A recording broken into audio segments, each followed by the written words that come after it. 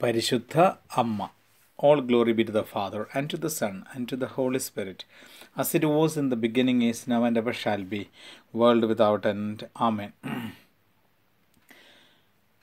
യഥാർത്ഥ മരിയഭക്തി എന്ന പുസ്തകത്തിൽ മിസ്റ്റർ ലൂയിസ് ദി മോൺഫോർട്ട് പരിശുദ്ധ അമ്മയോടുള്ള യഥാർത്ഥമായ ഭക്തി എന്താണ് എന്ന് നമ്മളെ പഠിപ്പിച്ചുകൊണ്ടിരിക്കുകയാണ് ഈ ദിവസങ്ങളിൽ. ഇന്ന് യഥാർത്ഥമായ മരിയ ഭക്തരുടെ പ്രത്യേകതകളെക്കുറിച്ച് വിശുദ്ധൻ നമ്മെ ഓർമ്മിപ്പിക്കുന്നു. യഥാർത്ഥമായ മരിയഭക്തി, ഈ മരിയഭക്തരുടെ പ്രത്യേകതകൾ.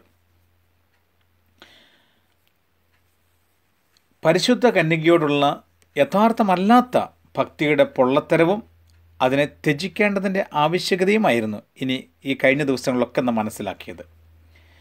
ഇനി യഥാർത്ഥമായ ഭക്തിയുടെ സ്വഭാവം എന്താണ് എന്ന് വിശുദ്ധൻ നമ്മെ പഠിപ്പിക്കുകയാണ്. അതിൻ്റെ പ്രത്യേകതകൾ ഇപ്രകാരമാണ്. 1.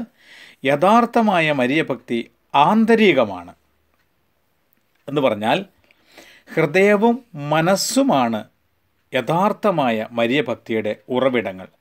ബാഹ്യമായ പ്രകടനങ്ങളോ ബാഹ്യമായ ആചാരങ്ങളോ അല്ല, മറിച്ച് യഥാർത്ഥമായ മരിയഭക്തി ഹൃദയത്തിലും മനസ്സിലും ഉടലെടുക്കുന്നവയാണ്. മറിയത്തെപ്പറ്റിയുള്ള മതിപ്പിലും അവളുടെ മഹത്വത്തെപ്പറ്റിയുള്ള വലിയ ആദരവിലും അവളോടുള്ള സ്നേഹത്തിൽ നിന്നാണ് അത് പൊട്ടി പുറപ്പെടുന്നത്. 2.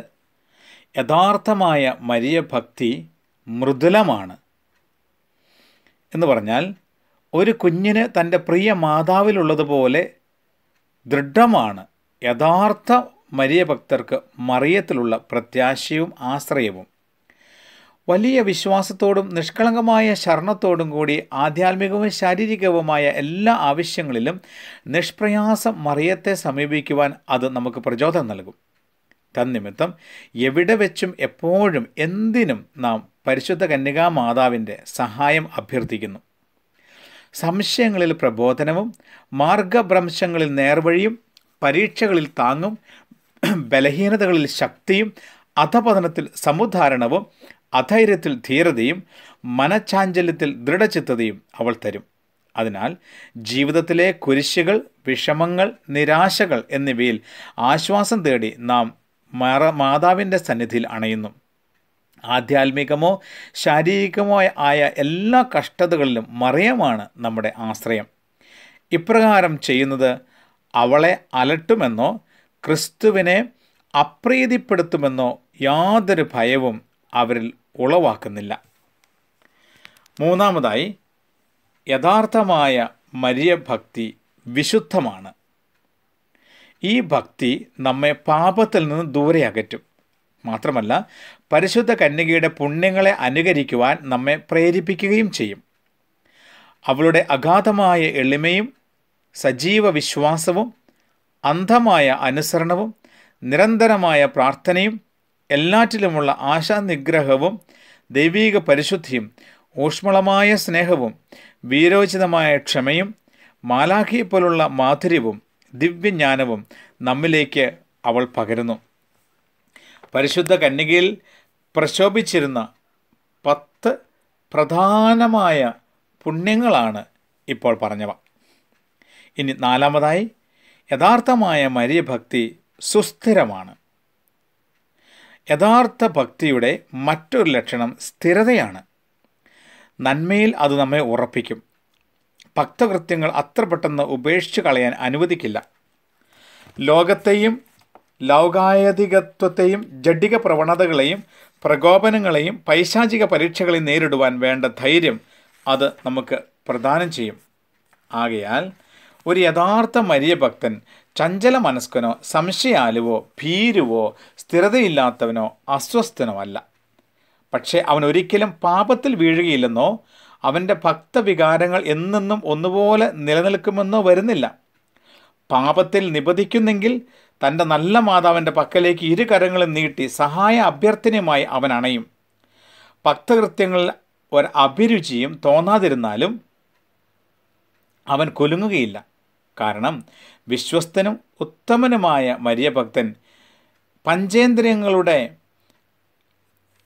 സുഖങ്ങൾ വഴിയല്ല, പ്രത്യുത മറിയത്തിലും ക്രിസ്തുവിലുമുള്ള വിശ്വാസം വഴിയാണ് ജീവിക്കുന്നത്. ഇനി 5-ാമത്തെ കാര്യം, യഥാർത്ഥമായ മരിയഭക്തി നിസ്വാർത്ഥമാണ്.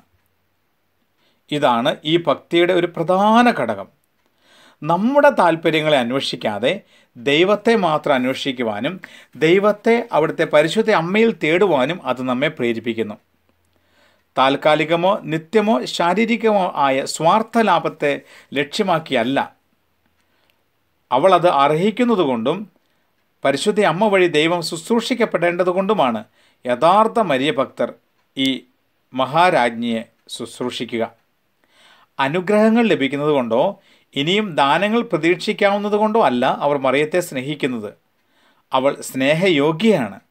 അതുമാത്രമാണ് അവർ അവളെ സ്നേഹിക്കാൻ കാരണം. ആധ്യാത്മിക ക്ലേശങ്ങളിലും ആധ്യാത്മിക ആനന്ദങ്ങളിലും ഒന്നുപോലെ അവർ അവളെ സ്നേഹിക്കുകയും ശുശ്രൂഷിക്കുകയും ചെയ്യുന്നതിൻ്റെ കാരണവും ഇതാണ്. കാനായിലെ കല്യാണ വിരുന്നിലും കാലുവരിയിലെ കുരിശിൻ ചുവട്ടിലും അവർ ഒന്നുപോലെ അവളെ സ്നേഹിക്കും.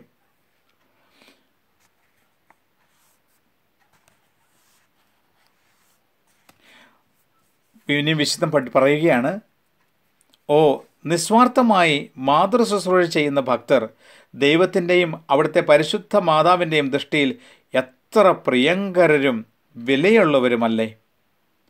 എന്നാൽ ആധുനിക കാലത്ത് അപ്രകാരമുള്ളവർ എത്ര വിരളം. അങ്ങനെയുള്ളവരുടെ സംഖ്യ വർദ്ധിക്കുവാൻ വേണ്ടിയാണ് രഹസ്യമായും പരസ്യമായും ഞാൻ പഠിപ്പിച്ചിട്ടുള്ളവ ഇവിടെ രേഖപ്പെടുത്തുന്നതെന്ന് വിശുദ്ധൻ ഓർമ്മിപ്പിക്കുക. പരിശുദ്ധ കന്യകയെക്കുറിച്ച് വിശുദ്ധൻ പല കാര്യങ്ങൾ ഇവിടെ പഠിപ്പിച്ചു. എന്നാൽ അവസാനം വിശുദ്ധൻ പറയുന്ന ഇപ്രകാരമാണ്, ഒരുവനെ യഥാർത്ഥ മരിയഭക്തനും ക്രിസ്തു ശിഷ്യനുമാക്കുവാൻ ആവശ്യമായ പലതും ഇനി പറയേണ്ടതുണ്ട്. രക്തത്തിൽ നിന്നോ ജഡത്തിൻ്റെ അഭിലാഷത്തിൽ നിന്നോ മനുഷ്യൻ്റെ ഇച്ഛയിൽ നിന്നോ ജന്മമെടുക്കാതെ ദൈവത്തിൽ നിന്നും മാതാവിൽ നിന്നും ജന്മമെടുത്ത ഒരു ധീരാത്മാവിൻ്റെ തീഷ്ണത പരിശുദ്ധ അമ്മയുടെ യഥാർത്ഥമായ ഭക്തിയുള്ള മക്കൾക്ക് ഉണ്ടാകണമെന്നും വിശുദ്ധൻ നമ്മെ ഓർമ്മിപ്പിക്കുക. പ്രിയമുള്ള സഹോദരങ്ങളെ, അവസാനമായി വിശുദ്ധൻ നമ്മെ പഠിപ്പിക്കുന്നൊരു കാര്യം ഇപ്രകാരമാണ്, സാത്താൻ അലറുന്ന സിംഹത്തെ പോലെ ആരെ വിഴുങ്ങണമെന്ന് അന്വേഷിച്ച് ഓടി നടക്കുമ്പോൾ പരിശുദ്ധ കന്യകയോടുള്ള ഭക്തിയും പരിശുദ്ധ അമ്മയിലൂടെ യേശുക്രിസ്തുവിൻ്റെ സന്നിധിയിലേക്ക് കടന്നു വന്ന് ദൈവത്തെ മഹത്വപ്രദം ചെയ്യേണ്ടത് ഈ കാലഘട്ടത്തിൽ നമുക്ക് അത്യാവശ്യമാണ് എന്ന് വിശുദ്ധൻ നമ്മെ ഓർമ്മിപ്പിക്കുകയാണ്. അതുകൊണ്ട് സഹോദരങ്ങളെ, പരിശുദ്ധ കന്യകയോടുള്ള യഥാർത്ഥ ഭക്തരായി ബാഹ്യമായ കാര്യങ്ങൾ കൊണ്ടല്ല, മറിച്ച് ആന്തരികമായ ഭക്തി പുലർത്തിക്കൊണ്ട് പരിശുദ്ധ അമ്മയോട് ചേർന്ന് യേശുക്രിസ്തുവിൻ്റെ സന്നിധിയിൽ നിത്യരക്ഷ പ്രാപിക്കുവാൻ നിങ്ങൾ ഓരോരുത്തരെയും ദൈവം സമർത്ഥമായി അനുഗ്രഹിക്കട്ടെ. പരിശുദ്ധ റോസാമിസ്റ്റിക്ക മാതാവിൻ്റെ തിരുനാൾ ദിവസമായി ഇന്ന് പരിശുദ്ധ റോസാമിസ്റ്റിക്ക മാതാവിൻ്റെ വലിയ പ്രാർത്ഥനയും സഹായവും നിങ്ങൾ ഓരോരുത്തരോടുമൊപ്പം എന്നും ഉണ്ടായിരിക്കട്ടെ എന്ന് പ്രാർത്ഥിക്കുന്നു. God bless you all.